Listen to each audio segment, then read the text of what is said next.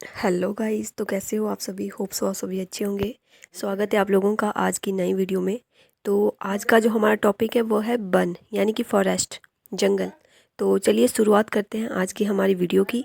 वनों की अगर हम बात करें तो ऐतिहासिक दृष्टिकोण से वन का अर्थ है एक ऐसा क्षेत्र जो पेड़ों से लदा रहता है तथा जहाँ जंगली जानवरों का निवास होता है और तरह तरह के पशु पक्षी पाए जाते हैं तथा जहाँ नगरीय नियम लागू न हो, ऐसे क्षेत्र को जो है वन कहा जाता है। दूसरे शब्दों में अगर हम बात करें तो वन से तात्पर्य उस स्थान से है जहाँ मानव उपयोगी वस्तुएं प्राकृतिक रूप से उत्पन्न तथा प्राप्त कर सकता है और एक विशेष सभ्यता का प्रतिनिधित्व करता है।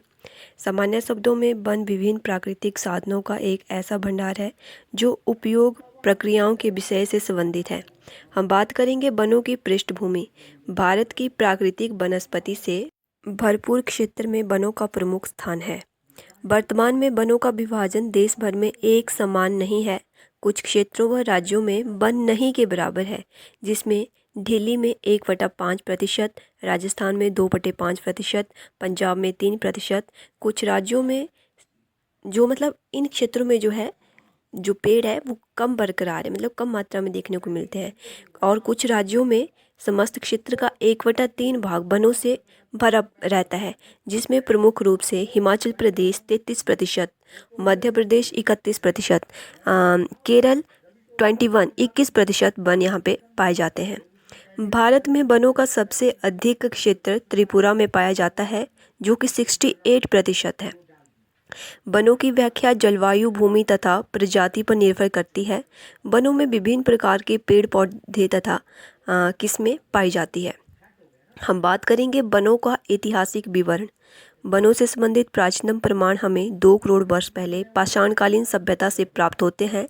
इस सभ्यता से जुड़ी 2 तकनीकी परंपराओं सोहन तथा एशुलीन सभ्यता का विस्तार क्षेत्र शिवालिक तक सीमित था। इन दोनों क्षेत्रों में पर्याप्त मात्रा में वर्षा होती थी तथा वनस्पति से भरा हुआ क्षेत्र था और जंगली पौधों तथा पशुओं के लिए प्रचुर मात्रा में भोजन सामग्री उपलब्ध था। इस व्यवस्था में विभिन्न कार्यों में मानव अपनी उपस्थिति देता था, जैसे कि शिकार, खाल निकालना, कंदमूल इकट्ठा करना, लकड़ी के उपकरण तथा औजार बनाना। इस प्रकार से मानव स्पष्ट रूप से वनों के साधनों पर निर्भर करता था तथा यह निर्भरता काफ़ी लंबे समय तक चलती रही।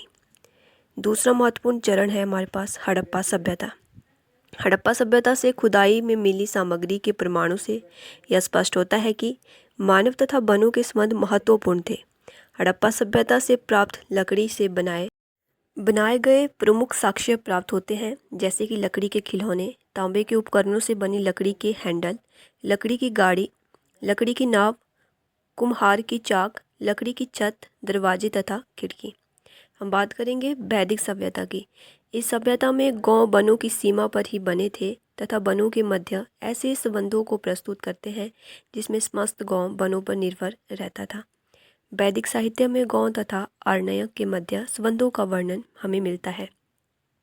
नेक्स्ट हम बात करेंगे 500 ईसा पूर्व से 300 ईस्वी के काल।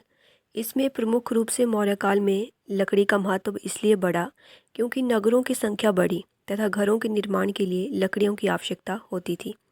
चाणक्य के अनुसार ब्राह्मणों को पेड़ लगाने के लिए, धार्मिक अध्ययन के लिए तथा तपस्या के लिए वनों का संरक्षण करना चाहिए। अनेकों दार्शनिक शोध प्रबंध में वनों के बारे में प्रसंग आते हैं, जिनमें प्रमुख रूप से उपनिषद तथा आरण्य। कौटिल्य के अर्थशास्त्र में वनों की महत्व के बारे में बताया गया है।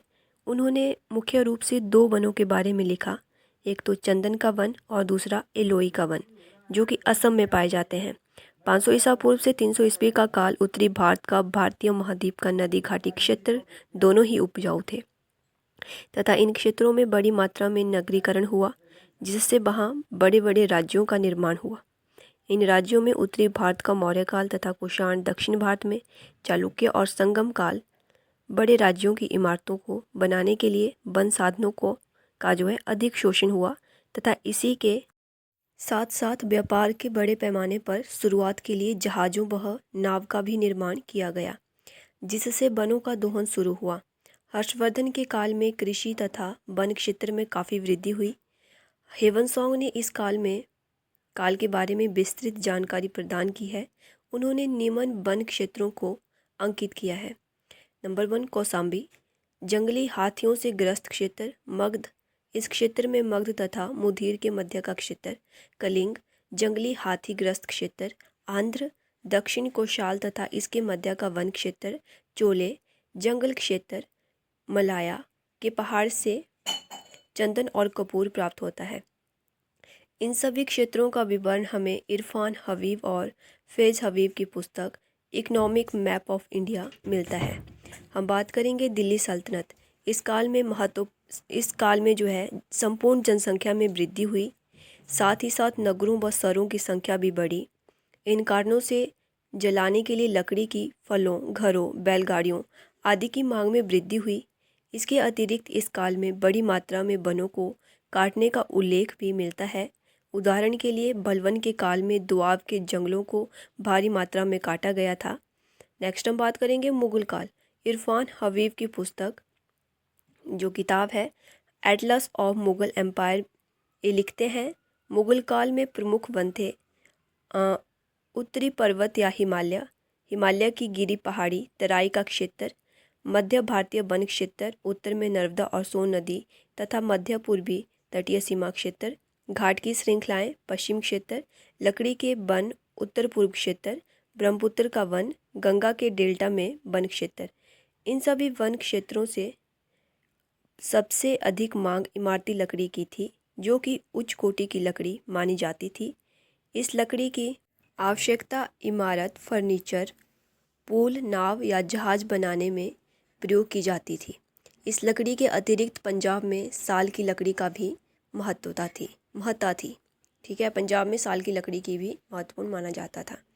तो गाइस, ये थी आज की हमारी वीडियो जो वन संसाधन से उससे रिलेटेड।